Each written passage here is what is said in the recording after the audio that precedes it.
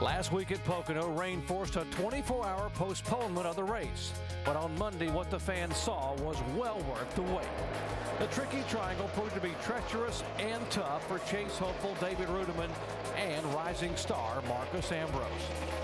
But it was a treat for driver Denny Hamlin, who returned to victory lane for the first time in over a year while somehow dealing with the emotions of the loss of his biggest fan, his grandmother. This week we have moved from the mountains of Pocono to the lakes of New York. The picturesque Finger Lakes region of central New York is home to historic Watkins Glen International, where the stars and cars of NASCAR will compete on the twists and turns of a road course for the second and final time of the 2009 season. Not surprising, the heavyweights in the win column here are three very experienced veterans. Mark Martin has won 3 in a row back in the mid-90s. Jeff Gordon is a 4-time winner here, but has been shut out in the win column the last 7 years because this man, Tony Stewart, has won 4 times in his last 7 starts here and has finished second in 2 others. Just 5 races remain before the chase begins. And take a look at the point standings. 8 positions in the top 12 moved around after Pocono. Yeah, Tony Stewart is still the points leader. The biggest gainer, Juan Pablo Montoya, gained 2 spots with that runner-up finish at Pocono. And the biggest loser, despite a top 15 finish, was Ryan Newman, who moved back 2 positions.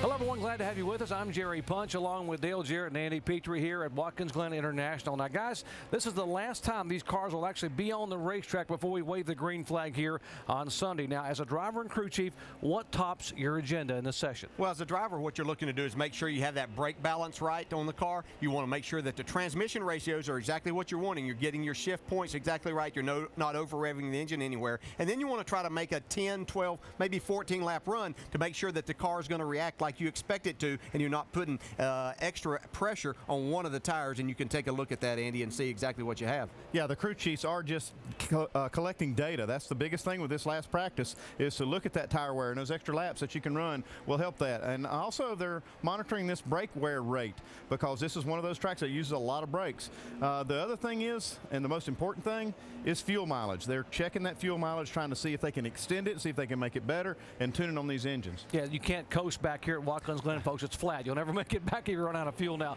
there have been officially 106 road course races run in the 60-plus year history of NASCAR. Now, these guys haven't run them all, but what they do have in common is none of these guys have ever won on a road course. Some pretty impressive names on that list. With more on one of those guys, Jimmy Johnson, let's go down to Shannon Spake. Doc, the #1 question Jimmy Johnson's been asked here at Watkins Glen this weekend is, do you need a road course win in order to complete your already impressive resume? Now, while Johnson has said no, he has said that when he wakes up in his motorhome in the morning, looks out the window and sees that road course, he realizes that this is a personal challenge. He wants a road course win, and so does his crew chief, Chad Knaus. Both men have never won on a road course. Now, the good news for Jimmy Johnson and the 48 team is that they have the pole for tomorrow's race, and they're currently second on the speed charts. The bad news, Vince, is that's bad news for the rest of the field. Well, unless you happen to be one of those that's almost as fast as Jimmy Johnson. Remember, Kurt Busch was out-qualified by Johnson by just 0.08 of a second. Kurt has really liked his race car this weekend. He hasn't won on a road course either, but in the first practice today, they shifted their setup to something closer to what they ran at Infineon.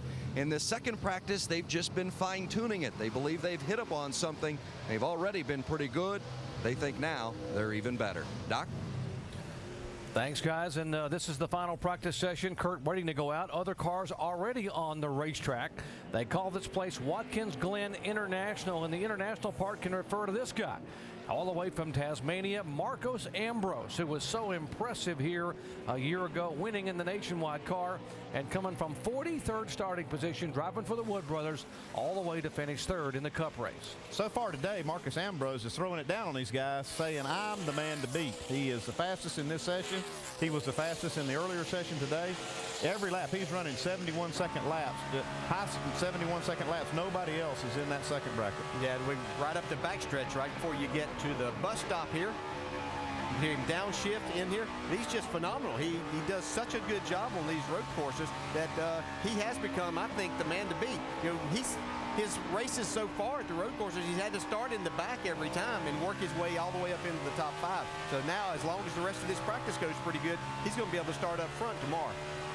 A two-time champion of road course racing in Australia, and he was a teenager. He got a chance to chase his Formula One dreams. He went to Europe, and he did the wrong thing, guys. When he got to Europe, he outran some of the superstars like Kimi Räikkönen and Jenson Button over in England. He outran them in that series, outqualified them and outraced them, and got sent home. But guess what? He ended up coming to NASCAR and is doing really, really well. Well, this historic road course is located in the wine country of central New York. Originally designed as a 3.45-mile layout to host some of the world-class Grand Prix and sports car classes. Once the NASCAR cars came here on a regular basis back in 1986, they shortened this course to its current 2.45-mile configuration, which includes 11 turns. Yeah, let's take a lap around here. Turn 1, high braking area. You have to carry a lot of speed through there because you're getting ready to set up for turn 2, fastest part of the track, up through the S's and down the back straightaway as we get ready to go to the bus stop or chicane, whatever you want to call it. But there's 4 turns in there that you have to make around turn 9. Very treacherous corner there, leading down to turn 10, which is a high-speed left-hand corner. You want to stay on the track here, no wheel hop. There's a gravel pit. You don't want to get in that. Turn 11 brings us back to the front straightaway and the start-finish line. Yesterday in the garage area, some of the drivers said they're going to rename the bus stop here tomorrow the multi-car crash spot. There's a good opportunity that as we get with the double file restarts and everything. It's always exciting up through there, but a very difficult part of the track as we go around the track here with Montoya, who's been on a tear lately, had the great run in Indianapolis, finished second last week at Pocono. Now let's ride along with him and watch. Here we see the RPMs, miles per hour on the throttle. See inside as he shifts. You can see he's leaving it in third gear to go down to turn 1. Hard braking, down shifts into second. You talk about 3 very critical braking zones. What are they here? Well, basically, turn 1 is a very hard braking area. You have to be careful. You're going downhill and you don't want to wheel hop. See, we're going up through the S's here. No braking going on at this point. But as you start up the long back straightaway, you're going to come to that bus stop here in just a minute. And this would be a really hard braking area because this is the fastest part of the racetrack, almost 180 miles an hour. Really hard on the brakes, downshifting. You can see for Juan Montoya, that is the only part of the racetrack he's actually in high gears just before this bus stop chicane. As you go around turn 9 here, you're trying to get as much throttle down as you can. You really want to get off this corner. You're going to shift gears right about here. Up into third gear. Let's see if he goes to high gear here for just a split second. Now he's going to downshift to third going through, back to second. That was the next highest braking point as you went into turn 10. I failed to mention that, but that's really the 3 places that you really are on the brakes hard. Yeah, and you'll see he did go to high gear there, but some laps when they slow down a little bit, they'll actually leave it in third down that straightaway. But every lap they'll have to get high gear up the back straightaway. It's amazing to me that he went to high gear for from what I could calculate, about 2.5 seconds and then went back to third. Yeah, it's just what the RPMs call for. If you run the engine out and it gets into the rev limiter, you have to shift.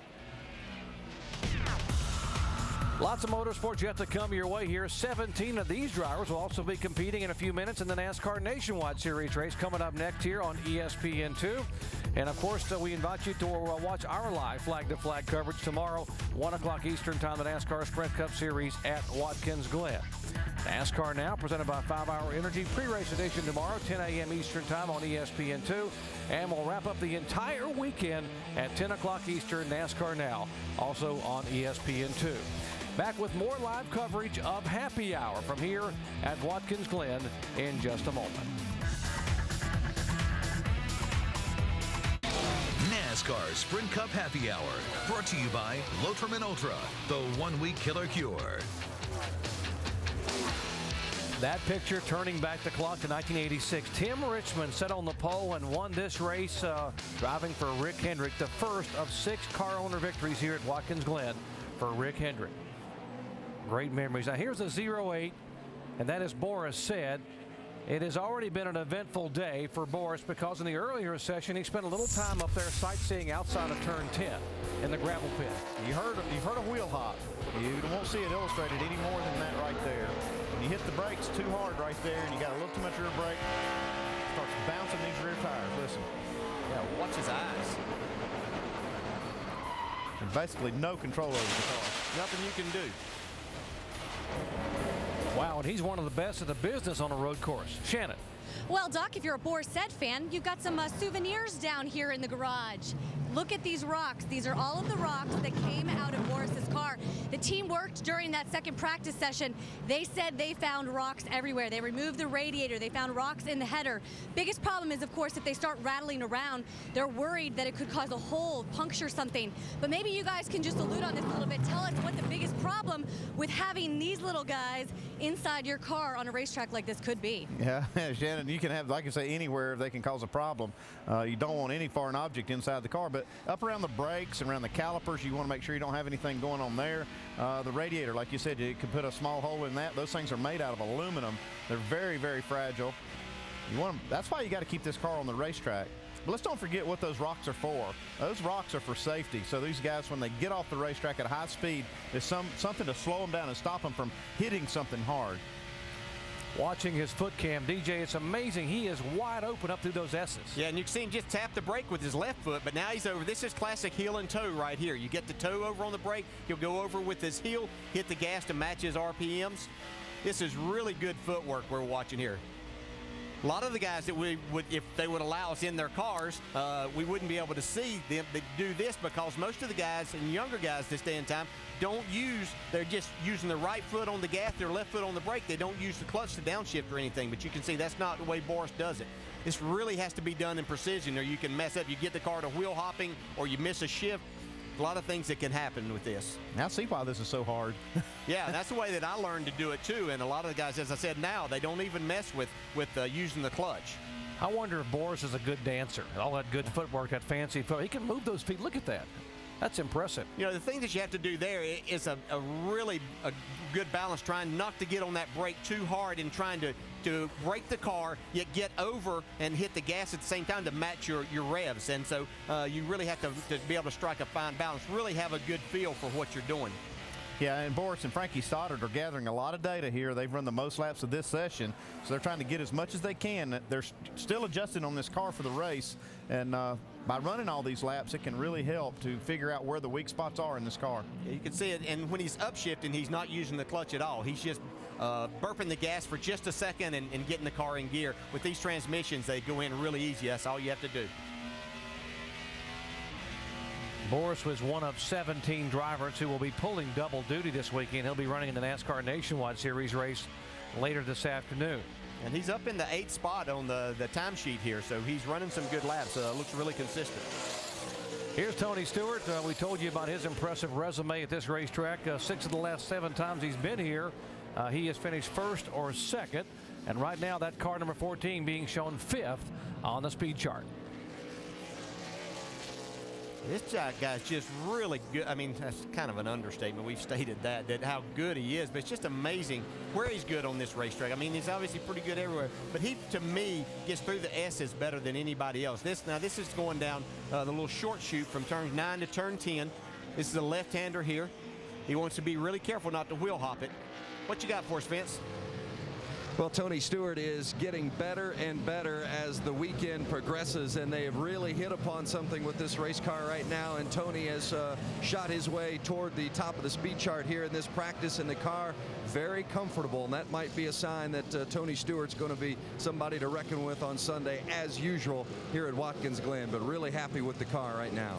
DJ, how does that happen with Tony Stewart? I mean, he didn't grow up as a road racer. He grew up, running USAC, sprint car and midgets and Silver Crown cars, went to the Indy car, but that was on ovals.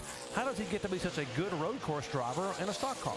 Just a feel for what you want and being able to relate that to your crew and getting in the car what you want, from transmission ratios to maximize your speed, to getting the car to drive like you want it and point it in a good direction. And Tony just has a phenomenal feel when it comes to these road courses. Can you say raw talent? Yeah, he's got a lot of that. Right. Yeah, that's why we said, back at Indianapolis, we said a lot comparing him to A.J. Foyt. That's why, because he adapts to this. Andy, what was the word you just used? Raw talent. How about some of the people we have, the guy that is in this car, the 19-year-old? He's got a lot of that too. He just hasn't refined it yet, especially on the road course, and that's what he's doing this weekend by running both races. He'll be one of these guys you got to beat at a road course before too long. Yeah, this is up through the S's, very fast part of the racetrack, very narrow. Even going through there by yourself, you won't see much side-by-side racing. That's what's going to make the double file restarts pretty exciting as we get to that tomorrow and later today in the Nationwide Series race. This is Joey Logano's first time ever to come to this track in a Cup car. Now, he is one of 3 Joe Gibbs Racing drivers. Let's show you he and his 2 teammates, Denny Hamlin and Kyle Busch, as they all 3 go through the same difficult area of this course. Let's watch all of these guys as we see. This is Kyle Busch here as we watch.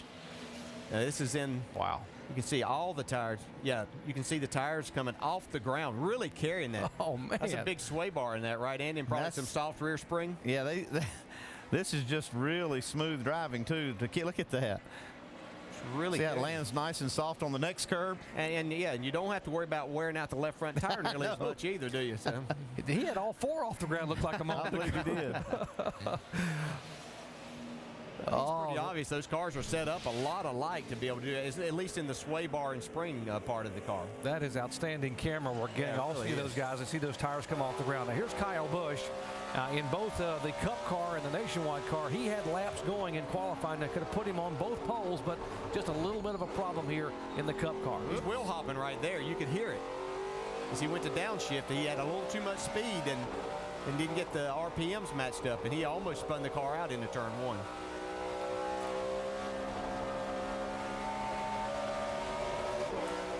And Joe Gibbs Racing, by the way, no slouch on a road course either. You see Tony Stewart's 4 in a row, and Kyle Busch swept both road races in 2008 at Infineon and won here at Watkins Glen, starting first by virtue of point standings. Joe Gibbs boys, as you might expect, the coach guys get it done when you put the pressure on them.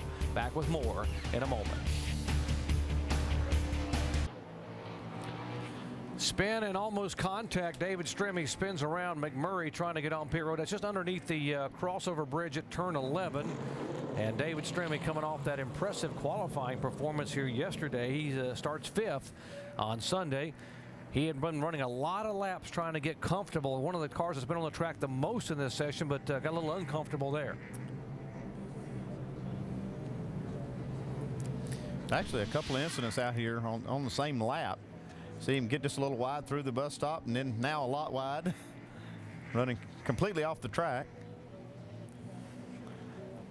Good way to miss the bus over there when that happens. And then turn 11, trying to make that right-hander just a little loose.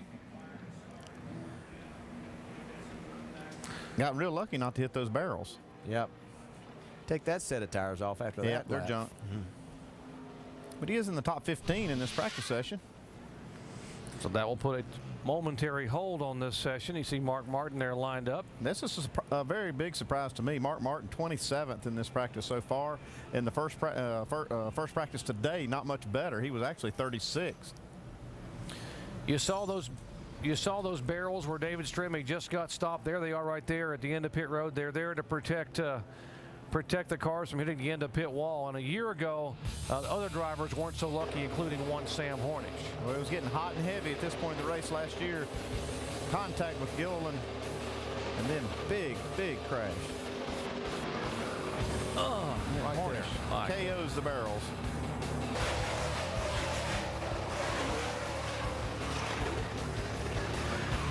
That was a Talladega-style crash at Watkins Glen.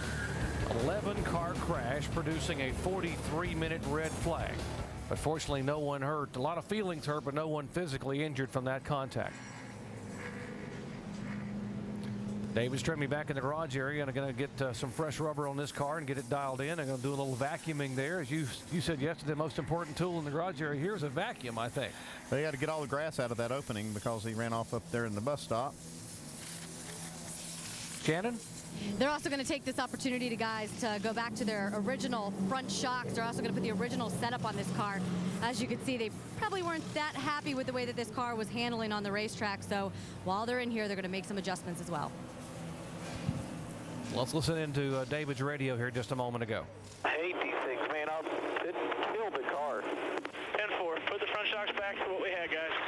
Like it just tied the front end way too much. Like getting through the bus stop, it wouldn't change directions. And then just like there, to change direction, all of a sudden the front end's still pinned and it whipped it around. It's not transition and weight right. Yeah, and probably what he's talking about, they probably put some more rebound in those front shocks just to hold the front down to try to help the car turn better, but it just makes it react too violently. And so you could hear Dave say that he really didn't appreciate and like those, so they'll go back to something that was a little more comfortable for him. You want to make these things sometimes a lot like a go-kart where they will turn and react, but you can get it too much, they'll start bouncing, and then all of a sudden they're just impossible to predict. Now track practice continuing on the track, and here's Denny Hamlin, who qualified third yesterday, and behind him one of the big surprises in qualifying, the 24 car of Jeff Gordon, back in 31st starting spot for Sunday. We've got a lot of the good drivers and heavyweights and drivers we thought were going to be up front qualifying that are way back from 25th on back, and it's going to be interesting to watch their progress tomorrow as they try to have to do a little bit of strategy and pass cars at the same time. He's got a good gauge car in front of him right now, but Jeff Gordon not much better in these last two practice sessions, still in the mid-20s. Now, Denny Hamlin, as you see right in front of him, very solid qualifying effort yesterday, and he's been really solid on these road courses as a whole. You know, he hasn't won yet, but that could be coming tomorrow. Well, that was Jeff Gordon's best lap in this session. He had been 24th or worse, and now that lap there following Denny Hamlin moved him up to 18th overall in terms of speed. Hamlin still third quickest. Marcus Ambrose, by the way, and Jimmy Johnson are the two fastest cars in this session. Both those have already headed back to the garage area. And a lot of times this is the best way to find out where you are actually getting beat, is get behind a real fast car like this, and then you can say, okay, now I see where I'm getting beat, down into this corner or coming off of that one. This is always a good gauge. Brian Vickers in the 83 car. He's been hustling his little Red Bull Camry around the road course. Brian's had a very good year. Top 5 finish or top 6 finish and a top 5 in the last 2 weeks. 6th at Pocono, 5th at Indianapolis. 5 poles this year for Brian Vickers. And the last time we were on a course where you turn left and right intentionally, at Sonoma, it was this guy, Casey Kane, who surprised a lot of people by getting his very first road course victory, snapping that 37 race winless streak. I think they had pretty high hopes in coming in here, and even though they're looking at things, yeah, they would love to win another road course race. I think with where they're at in the points, a good solid day, because this is a huge race for all of those guys that are battling to either stay in the top 12 or looking to get inside the top 12, because so many cars are going to finish on the lead lap in this race. If you have any slight problem, maybe something just as small as a flat tire late in the race, then that's going to relegate you to a really bad finish and cost you a lot of points. We've always had a lot of cars finish on the lead lap at road courses, but with the double file restarts and the wave around rule, we're going to see, you know, virtually every car that's running on the lead lap, and it'll be devastating if you happen to even have a late race, I mean last lap problem. Exactly, yeah, you might get spun in the bus stop here on the last lap of the race. You could be running in the top 10 thinking you've got a great day. Next thing you know, you're finishing 35th. Casey Kane has never had a top 10 finish or led a lap here at Watkins Glen. That could change here on Sunday. We invite you to tune in Sunday afternoon for our live flag-to-flag coverage. It was Kyle Busch who won it a year ago. Could Casey Kane become the next driver, the 6th driver to sweep both road course races in a single season? NASCAR Sprint Cup Series action from historic Watkins Glen International at 1 o'clock on Sunday. The 3 fastest cars here in the final practice of Watkins Glen. Last week's winner, Denny Hamlin, the champ, who is the pole sitter, Jimmy Johnson. But right now, the guy who's been quickest on the racetrack is Kangaroo Meat, the nickname for Marcus Ambrose, the likable Australian, who is now headed to the garage area, and Shannon is standing with him. Well, Kangaroo Meat, Tasmanian Devil, whatever you want to call Marcos Ambrose, he's always going to have a smile on his face. Now, I spoke to his team between the 2 practice sessions. They said that you were convinced about what you knew that you wanted out of this race car in this practice session. What did you want out of this race car, Marcos? Well, that's a double-edged sword, because when I get what I want, sometimes it doesn't work out. But, you know, I've got a strong feel for what I need on a road course. I just need it just nice and linear, you know, progressive on the load, so then when you tip into the corner, it doesn't really do anything crazy by the time I get to the middle. Because I make a lot of mistakes, I like to try and cover them up. So I need the car predictable and manageable for me. So we've done that. We're going to stop right now. We've had enough. We're just going to work on our package now. We feel like we've got good speed. We've just got to make it a little more durable on the longer run. We're going to work on our brakes, work on our engine. Hopefully he's got enough for tomorrow. You know, it was a good session for us, and you know, I've had a good weekend so far. I'm still mad at Kevin Harvick though. He got me on the nationwide pole there, and I'm really annoyed about that. So hopefully I can get him back for the race. Well, Marcos Ambrose will be starting on the front row in the Nationwide Series race in just a little bit coming up today. He's going to be starting on the front row. Kevin Harvick will be right next to him. Vince? Over in the 88 garage, the crew chief for the 88 car of Dale Earnhardt Jr. is Lance McGrew, and McGrew has his hands full right now, not only with a race car that's 34th on the speed chart, but also with a driver who doesn't have much confidence. Dale Jr. said it is wrecking loose on exit, but it's really tight in the middle of the corner. So they're trying to figure out what's wrong with this race car, get it comfortable for Dale Jr. He was on the radio, says, I have no confidence. I can't help it. They're just driving away from me. We are way too slow. Lance McGrew building him back up, saying keep digging, keep digging. That lap was actually faster than the one before, so he's playing psychologist with Dale Jr. and trying to get this race car better as well. Doc? That is a major part of the success story, a driver having a lot of confidence. And here's a guy right now, Martin Truex Jr., who should have a world of confidence because he is hanging right there in the top 5 or 6 or 7 this whole session. This is one of his best racetracks. If you look back, he really does race well here. Finished in the top 5 the last time we were up here. And I'm sure being teammates with Montoya is probably helping even more so too, that to do some things with the race car, maybe even, you know, talk to him a little bit about what he does to enhance even what Martin already knows. If I'm not mistaken, this is the car that Juan Pablo Montoya drove here last year and finished in the top 5. They gave this car to Truex because Montoya's group wanted to refurbish an old car and add some new road course tricks, but it's working pretty well for Truex. And both cars are right there together in this practice session, 7th and 8th. That means they've got everything working like they wanted anyway, and very close together. Yeah, Montoya's been sharing any secrets with him. He might take that back because Truex is a little ahead of him on the speed chart right now. There is Juan Pablo Montoya, and he, by the way, already has a win on the road course, and it was an impressive performance for Montoya back in 2007 in only his 17th career start. Montoya came from 32nd starting spot, the furthest back anyone has ever come in a road course race in NASCAR history to win that day. Now the 77 car back in the garage area putting new tires on, and there's a reason for that because Sam had some issues on the track here just a moment ago. You can see that was turn 10 that he was coming around. This is the last corner, turn 11. Whoa. Thing just snapped around on Sam. Yeah, you have to be really careful right there. It's a fast corner. You want to really carry speed. He did a great job of keeping it out of everything, not hitting. Really didn't even come to a stop, but did use up that set of tires. Just gets out of the way.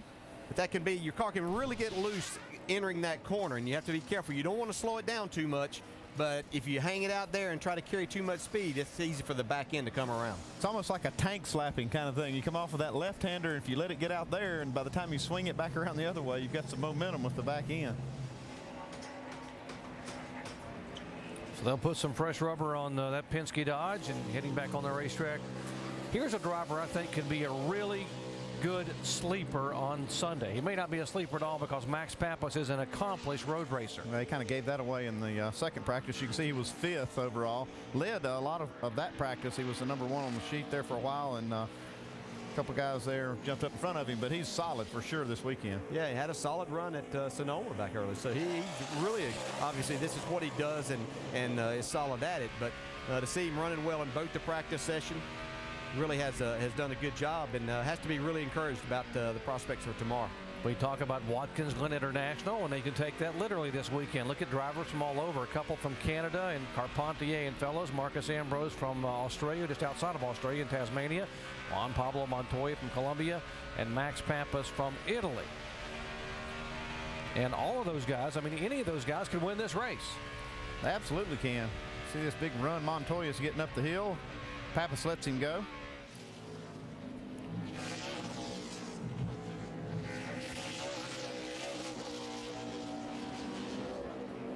Could have potentially seen these two battling in Formula One like that a couple of years ago. Both of them, of course, Max also a couple of years, spent a couple of years in Formula One. Now, the next driver we're going to show you hasn't been in a Formula One car, but he's driven about everything else and been successful in it. We're talking about 50-year-old Mark Martin, who is a 3-time winner here at the Glen. Still just struggling with his car. He's still 29th fastest in this practice. Don't really know what's going on with some of these Hendrick cars. They're just not quite up to speed, Shannon. Well, that is exactly what is happening. I asked the team, and they said it's just slow. They cannot figure it out. I know there was a run a little bit earlier in practice that Mark Martin says that the car just doesn't want to turn left or right, and it's bad loose, but slow, bad loose, doesn't want to turn. That is not good for this 5 team. That sounds like everything you don't want a car to do here. It's interesting that 2 of them would have that same type of comments about their car, Dale Jr. and Mark Martin. And yet Jimmie Johnson's on the pole and is in the garage area with the 2nd quickest time in this lap. I think I'd be going over to visit with the 48 bunch and finding out what they got. Final minutes of happy hour coming your way when we come back here at Watkins Glen International. Right now it is Ambrose and Johnson, the 2 quickest.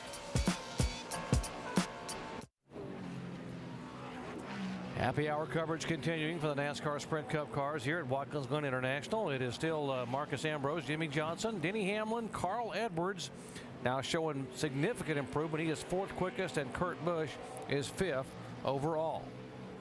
It's always a bit risky when you come to a road course, and a lot of the drivers that are trying to hang in the top 12 in the points or be able to get in the top 12 with 5 races to go in a chase have a lot to think about here this weekend.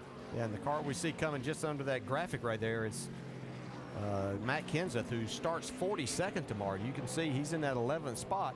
Only has a little over 100-point cushion. Cars finishing on the lead lap, as we said a little bit earlier, that a lot of them are going to do that. Any type of problem, so if you're just off in speed and can't make some passes, lose a lot of points if you're not careful. Matt Kenseth has run 19 times in his career on a road course, and as good as he is at a lot of racetracks, he really struggles on these kind of courses. He has never in his career, and he had a top 5 finish.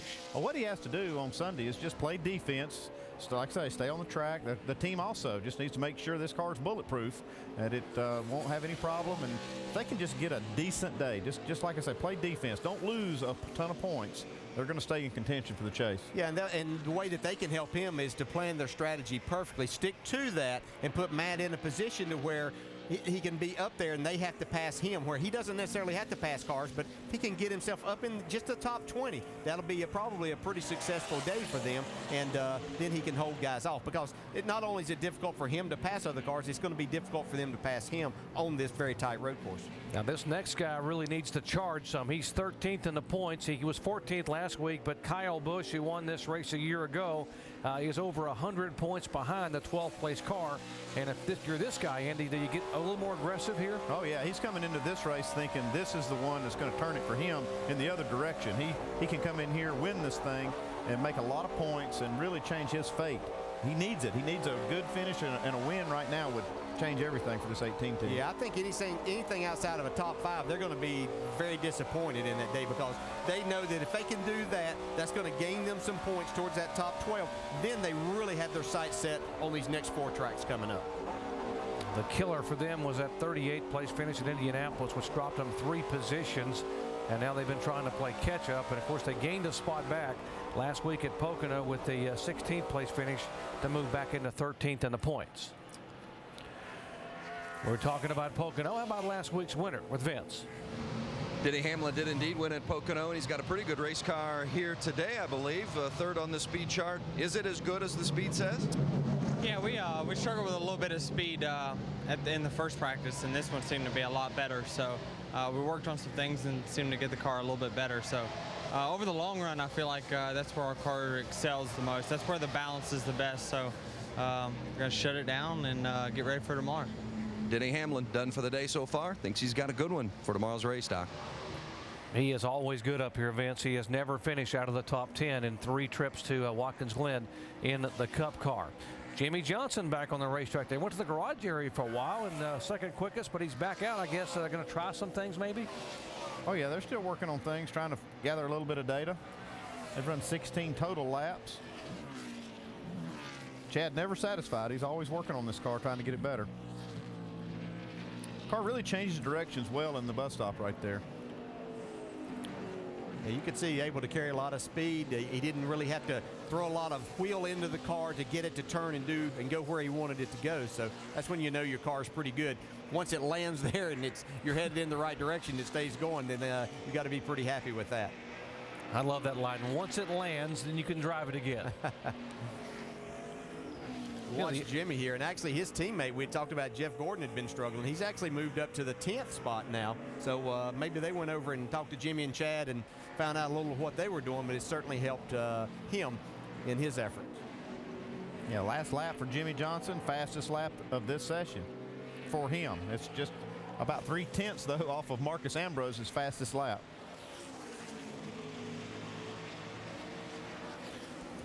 '55 car Patrick Carpentier, and yesterday in the opening practice session, Carpentier slid off the racetrack. Said he hit some speedy dry where they were cleaning up some oil from Joe Nemechek's engine, and he bounced the primary car they had off the guardrail. So this is a backup car. That's the bad news. The good news is that this is the car apparently they took and tested on a road course before the other car was ready, and Patrick really liked this car better. So maybe it is a blessing because this car is running pretty well. And they've steadily improved every practice session. You saw by that graphic we just had up there that every practice they're getting just a little bit better. Right behind him's the 09. That's Ron Fellows. He's in the 29th spot now. He started to pick things up. He'd been hanging around back in the mid-30s. So this, I think, is a classic case, and not to say anything about anybody's equipment, but I think their driver is better because they don't run all of these and been working with him before, that Ron Fellows is very talented and gets the job done. See a big difference between the Nationwide Series and the Sprint Cup Series as far as the numbers go. You know, and when he was winning a lot of those Nationwide Series races, it was just the Nationwide race itself here, and there weren't a lot of the Cup guys and others that were being a part of that. So he didn't have quite the competition in the seat, but he also had extremely good equipment that he was racing in there. I'm not sure he's had that good of equipment in the Sprint Cup Series.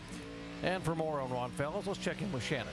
Well, Doc, the team told Ron Fellows that if he got about 2 to 3/10 more of a second on his laps, then they felt he could be pretty competitive in this race. It was a rear shock change last time he pulled it into the garage. He said he needed to get a little bit of a better feel on the front of that car. And maybe you guys can tell me exactly what this means. He said it was a little edgy getting into the turns. Yeah, a little edgy means that the back end's wanting to get there before the front end does, and that's not a good feeling. So, you know, in trying to make that car turn through the center, you get it a little too loose on the entry of the corner, and that makes it hard to carry the speed that you need to where then you can make a really good exit. Here's a former winner here, Kevin Harvick, who is the pole sitter for the NASCAR Nationwide Series race coming up here in just a little bit. By the way, both Kevin Harvick and Marcus Ambrose on the front row for that race. Both those drivers broke the old track record here for the NASCAR Nationwide Series car. It sounded like Marcus Ambrose wasn't all that happy about Harvick beating him right there. I mean, at the last second of that qualifying session. Well, Kevin Harvick was a little disappointed with his qualifying effort in the Cup car yesterday. He'll start 21st, but I think that he believes that he has a much better race car than that, and so I think he plans on being up into the top 10 and being a factor in this race tomorrow. You know, Gil Martin was telling me down in the garage area, this is the car that they actually ran at Infineon, and they were running in the top 5 very, very competitively in the final laps, and they got punted into one of the barriers at Infineon, which is a very tight race course. And he said that they just devastated by the fact that they had such a terrible finish there. Thought they were going to have a 4th or at least a 5th place finish. These road courses can do that to you. You can think you've got something going really, really good, and the last lap, it can all go away. Yeah, you work your tail off all day long as we ride along here with Kurt Busch, but you put yourself in a position, think you've done your job all day, and literally the last corner. I mean, I can remember a day at Sears Point. For me, I got myself into the top 5, had a great day, and got spun out in the very last corner and went from finishing 4th in that race to, I don't remember what the finish was, but it was 20-something, and so it can just be devastating. It's a cruel business sometimes, but it's a blast for these guys to do since they only get to do it twice a year. This guy here was running 4th at Infineon, Kurt Busch, with a few laps to go, and he came into contact with Jimmy Johnson, and that cost him a top 5 finish. Now, the good news for Kurt Busch is after the contact, he was able to drive it back to a top 15, but Kurt said, we had a good race car here. running 4th and 5th here at Infineon, and there's the contact there. Yeah, they were basically running side by side in places that you really don't normally most of the time. It's just both drivers being very aggressive, and unfortunately Kurt came out on the short end of that. They had another run in later on at Chicago coming out of turn 4 there that kind of got Kurt a little upset once again. He felt like that Jimmy had kind of abused him there, so they have a little bit of history. So the start of this race tomorrow could be kind of interesting. Think they'll play nice? Well, it is a 90-lap race. They may wait a while, but I'd tune in just to see. Drivers have memories like elephants. They don't forget. Here's Carl Edwards, who is 4th quickest. He had gone to the garage area for a quick change and adjustment, is now back on the racetrack trying to pick it up even more. Yeah, his last lap was the fastest lap of the session for the 99 team.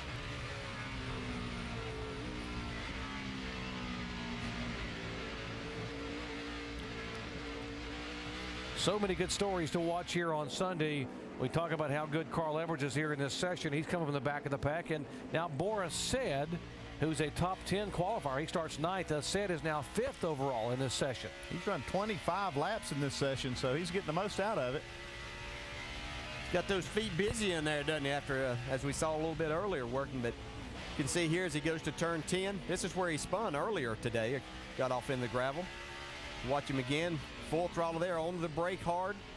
Now he's going to kind of ease his way back into the throttle some. Now wide open. Should be getting ready to change gears right there.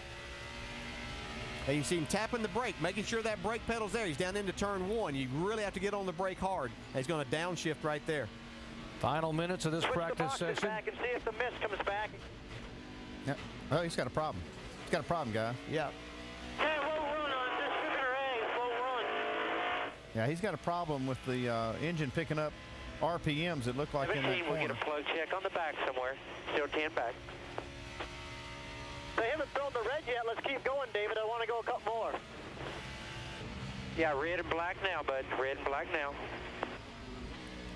Yeah, he'd like to be able to run a little more, see if they can figure out a little bit more of what that miss is. You could see it just wouldn't get the RPM. So things are over, so they'll have to make some changes, Andy. If they haven't put gas in it, they could be having a problem with the picking up fuel. So now some concern for our 9th quickest qualifier, Boris Said. That ends a practice session. We'll see if we can find out what's going on inside this car when we come back. Still plenty of motorsports coming your way here this weekend from Watkins Glen. Coming up next, live coverage of the NASCAR Nationwide Series race. That's on ESPN2. Front row, Kevin Harvick and Marcus Ambrose. Tomorrow, 1 o'clock Eastern Time, NASCAR Sprint Cup Series flag-to-flag action at Watkins Glen International. That is on ESPN. Tomorrow, 10 a.m. Eastern Time, pre-race edition of NASCAR Now, presented by 5 Hour Energy. And we'll wrap up the weekend at 10 o'clock Eastern Time tomorrow. NASCAR Now on ESPN2. And, of course, on Monday, the roundtable. It'll be Mike Massaro sitting in for Alan Bestwick, 5 o'clock Eastern Time on ESPN2, presented by the Home Depot. Let's go down and with Shannon and find out what's going on with the 08 car. Well, right now, guys, they just said that there was a miss. They don't exactly know what it was. Ignition box, possibly some kind of electrical problem. The team right now is going to dissect the car, take a look at it, and see if they can figure out what's going on. But I showed you guys the rocks in the car a little bit earlier. Do you guys think that that could have anything to do with what they may be experiencing? I could, Shannon, but it's just hard to tell right now. They just have to get in and see. But it looked like it just didn't go at all when he got to the throttle off turn 1.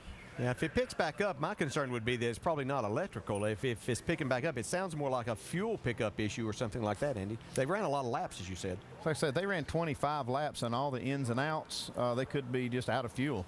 You see Frankie started using his left hand, sort of motioning to Boris, going back and forth as it was wiggling the car around. And you got to believe he's asking him, did it have an impact on which way the car was turning, were you left or right when it shut off? Yeah, and they're probably bringing out a map right here, or talking about changes they had made. Yeah, they ran a lot of laps. They did a lot of different changes. He is 5th overall in the final practice session. That's the good news for Boris Said. Marcus Ambrose, could he possibly get to victory lane in a Cup car? Yeah, Jimmy Johnson's right there, too. He's pretty good as well. NASCAR Sprint Cup Happy Hour is history here at Watkins Glen. The next time these cars will be on the racetrack, we'll be rolling to the green flag here on Sunday at 1 o'clock Eastern Time. Now, we're standing by. Coming up next, the NASCAR Nationwide Series race, and we'll kick it off with the guys down in the studio to do NASCAR Countdown.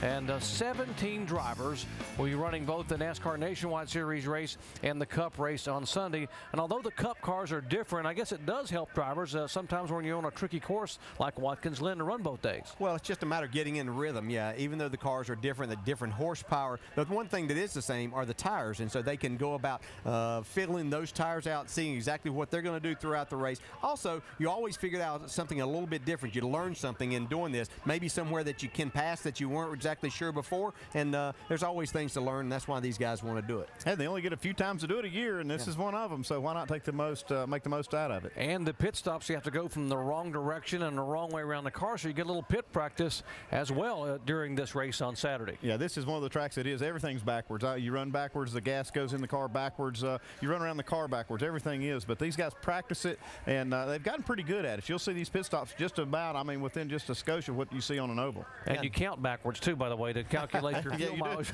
You start from the end of the race and work it back on the pit strategy. We mentioned double-duty drivers and some pretty impressive names running both days. Yeah, there's the road course specialist in there. You see some of those guys. Ron Fellows is there. But how about Marcus Ambrose? He could become the first driver to win on a Saturday and Sunday. He's got a legitimate shot at winning both the Nationwide race and the Cup race on Sunday. Well, he's shown a lot of speed both days. There's no doubt that he has the car and the talent to get it done. We've seen him come from the back of these packs to go up into the top 5. Now we're going to actually get to see him start a race up front in both of these races. Later this afternoon, he'll start on the front row, and then tomorrow he starts up front. So it would be interesting to see how his strategy goes about being maybe a little bit different. Does he still attack this the way that we've seen him from the back? I think he will, and I really believe he's the man to beat in both races. I've seen how he's really worked on his car. His Cup car really wasn't that good when they unloaded here yesterday. Said they worked on it, made a lot of great changes, and he was on the top of the sheet by 3/10. Yeah, and I think one thing, if we heard his interview, he was talking about the feel that he wants of the car. When a driver knows that, that's the whole difference. Knowing exactly what you're looking for, telling the crew a little bit of how to get there, and he apparently found it because they didn't run a lot of laps. As a teenager, he chased a Formula One dream. Growing up in Australia, took him all the way to Europe and got to outrun some of the Formula One greats. They didn't like that, so they sent him home. He became a two-time road racing champion in Australia, and now chasing his dream in NASCAR. Could the driver of that 47 car win today, which is possible, starting outside of row 1 and also winning here on Sunday, truly meaning that Watkins Glen International is just that, an international race course for some of the greatest drivers in the world. Coming up next, some of the greatest drivers in the NASCAR Nationwide Series will be going at it here for 200 miles at Watkins Glen, and we are getting set to bring you live coverage as we are go down for NASCAR Countdown in our pit studio, where the guys are standing by to set the stage for what should be a great one here today. Here's Alan Bestwick.